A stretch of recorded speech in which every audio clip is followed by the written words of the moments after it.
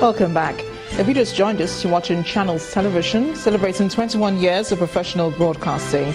This is the news at 10. A reminder of our major stories tonight. President Buhari launches roadmap for development of Nigeria's oil and gas sector, tagged the 7 big wins, detailing short and medium-term priorities.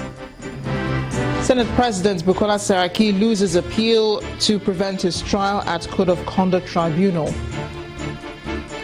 Senate amends the Code of Conduct Bureau and Tribunal Act to include a 5-year tenure limit for chairman and members of the Bureau.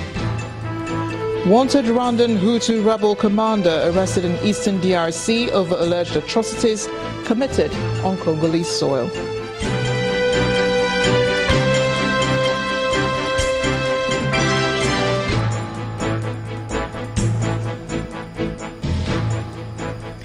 Remember, all our top stories you can find on our website. It's channelstv.com and on youtube.com/channelsweb.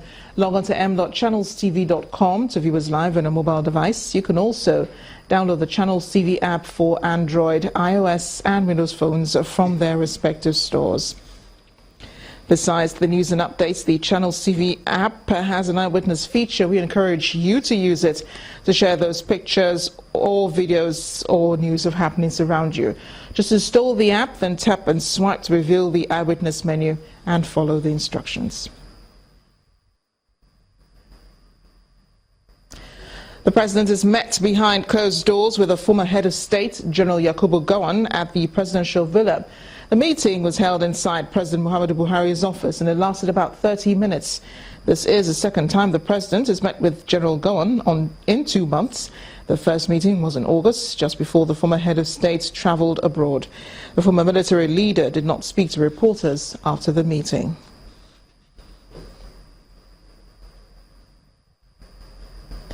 The Court of Appeal sitting in Abuja, Nigeria's federal capital territory, has declined to quash the 16-count charge pending against the Senate President, Dr. Bukola Saraki, before the Code of Conduct Tribunal. A court in a unanimous decision by a 5-man panel of justices held that Dr. Saraki's appeal lacks merit. Head of the panel, Justice Abdul Abuki, who read the lead judgment, held that the CCT has the requisite jurisdiction to hear and determine the charges against the appellant. The court said the appeal gave the impression that the Senate President is seeking to avoid being tried at all costs. It directed the appellant to return to the tribunal in line with the rule of law. Meanwhile, just hours after that verdict, the upper legislative chamber, the Senate, amended the law establishing the Code of Conduct Tribunal, Bureau and Tribunal. The Senate amended Section 18, subsection 1 and 2 of the extant law by transferring the President's regulatory power over the Bureau and Tribunal to the National Assembly. That wasn't all. The Senate also altered the tenure of office of the chairman and members of the Bureau, as well as the entry age of the chairman and members. Here's a report on it from our National Assembly correspondent.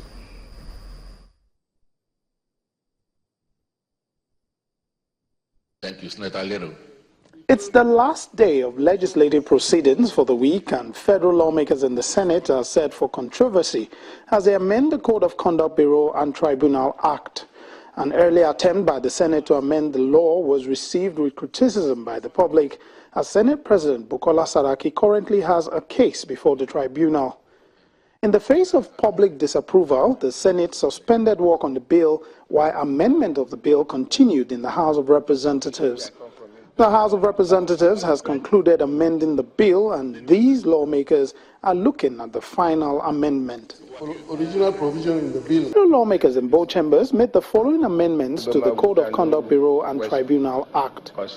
Amendment to Section 18(1) and 2, transferring the President's regulatory power over the Bureau and Tribunal to the National Assembly. Amendment to Section 3 to make it compulsory for any case of breach or non-compliance to be brought to the notice of the person concerned to enable him make a written admission of such breach or non-compliance. And where such is done, there shall be no reference to the tribunal. Section 1(4) to reduce the tenure of the chairman and members from serving until they are 70 to a term of 5 years. subject to renewal for one further term only, making a total of 10 years in all. As recommended, that is to reduce from 50 to 30 to become part of the bill, say aye. Those against say nay. The nays have it, so it's gone back to 50. However, the Senate rejected an amendment to Section 4.2 of the extant law, which had also sought to transfer the power of appointment and discipline of chairman and members of the Code of Conduct Bureau to the National Assembly. The amendment to clause 4.2, that is clause 5, stand part of the bill, say aye. Those against say nay. The nays have it. But midway into the concurrence process, some lawmakers expressed reservations about the process. Amendment of Section 4.2, I think an explanation should be given. How can National Assembly take responsibility for supplementary legislation on something which has already been delegated? The amendment process, however, continued and was seen to a conclusion. Is there a true reflection of what transpired in the committee of the whole? Thank you, Senior Leader. Both chambers will now have to set up committees to harmonize the different aspects of the two versions passed by the House of Representatives and the Senate. Let's get more on this now, a broader perspective from Senior Advocate of Nigeria, Paul Ananaba, who joins me tonight on the news. Thank you for joining us on the news at 10. Yeah, thank you. As you already heard, the Senate today, of course, amended the Code of Conduct Tribunal Act. How would you react to this? Well, amendment of Acts of Parliament, generally speaking, is the business of the National Assembly. So when they are in course of amendment of Acts of Parliament, which they bring into existence, there is generally no issues arising from it. But in this instance, there are some issues and matters that will arise from that. Yes, granted that the House of Reps had in May passed a similar bill, and at this point it is the Senate. Issues that arise includes the timing. How will you validly and then clearly amend a bill or an act of parliament when the principal officers of the Senate are being tried under that same legislation? One would have thought that after the trial process and for whatever result that comes from the trial, we would have had a complete picture of the trial process, and then it will be clearer to consider whether to amend and what should be amended. Now we are amending this act when the principal officers are being tried by the same body. I think it raises issues, and I think it may have some challenge with the executive, with accent. Although they can overrule the withholding of assent by the president, but some of these can be avoided in a country that is under recession, a country that has challenges with the judiciary, with the National Assembly and all that. We don't need too much of heating up the policy. There are many laws that are begging for attention in this country, and I thought that the National Assembly would have put in more energy and time in those laws. It sounds like one of the issues this raises is who it benefits in the end.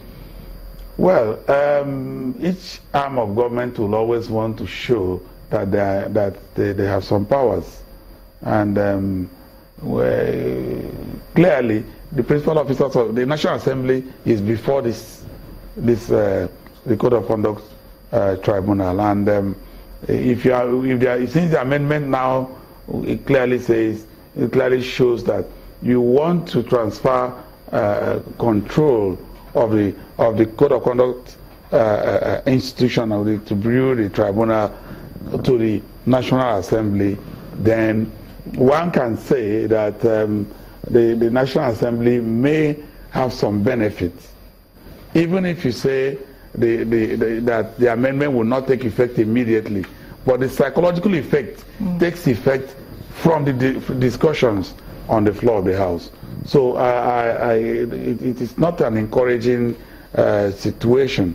I believe that our National Assembly and our other assemblies should help this country by concentrating on laws that will benefit the average Nigerian. I can tell you, my sister, that listen, the woman on the street, the man on the street that is finding it difficult to eat, to have the basic things in life, doesn't understand what you mean by amendment of Code of Conduct Bureau and Tribunal Act. He's looking at laws that will make it easy to buy gari, to get yam, to get rice, and to go to school, have the children go to school, and to be safe. I mean, with the security concerns we have in this country.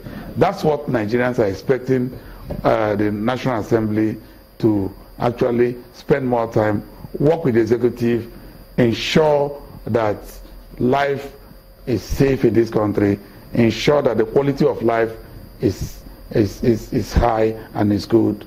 Those are the laws we're expecting. And I hope the appropriate authorities are listening. Thank you so much. I wish they do. Mr. Paul Anadaba, for joining us tonight on the News at 10. Always a pleasure having you here. Thank you. To other issues now, political parties in Ondo State have signed a peace pact ahead of next year's governorship election. The signing, which took place at the police officers' mess in Akure, the state capital, was attended by some party candidates and their supporters. The Commissioner of Police, Mrs. Hilda Ibifuro Harrison, asked politicians to adhere to the Electoral Act. Meanwhile, former presidential spokesman Dr. Reuben Abati has been offered administrative bail by the Economic and Financial Crimes Commission, the EFCC. A source within the commission told Channels Television this evening that the former spokesman was offered bail on the condition that he submit his traveling passport and provide a surety who must be a top civil servant. But it is not clear whether the detained journalist will be able to meet the bail conditions tonight. Dr. Abati, a newspaper columnist and spokesman to former President Goodluck Jonathan, was arrested on Monday for what has been speculated to be a connection with the ongoing probe of the mismanagement of fund meant for arms by the detained former National Security Advisor, Colonel Sambo Dasuki.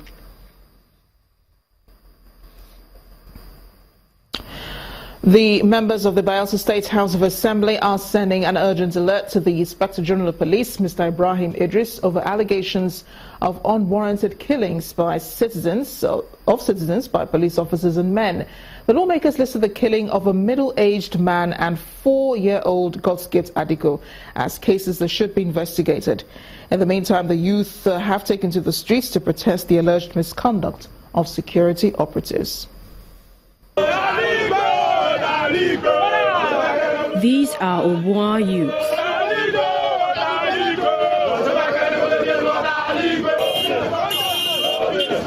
They are made up of indigents of a Pie Atisa kingdom. They are known as the original inhabitants of the state capital.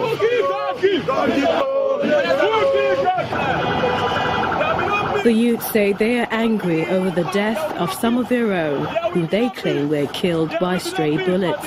They identify a middle-aged carpenter known as Anayo and Master Godgift Chodoki, a 4-year-old boy.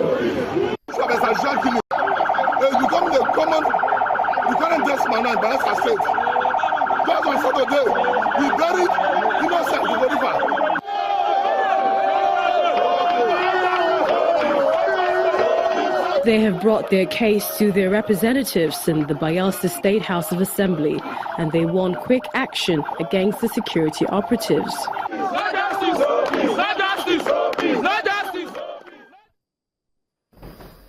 Still ahead on the news at 10, Nigeria's only indigenous dual-listed oil exploration company reports 24 billion naira net loss in the third quarter. We'll have more business news. Please join us again.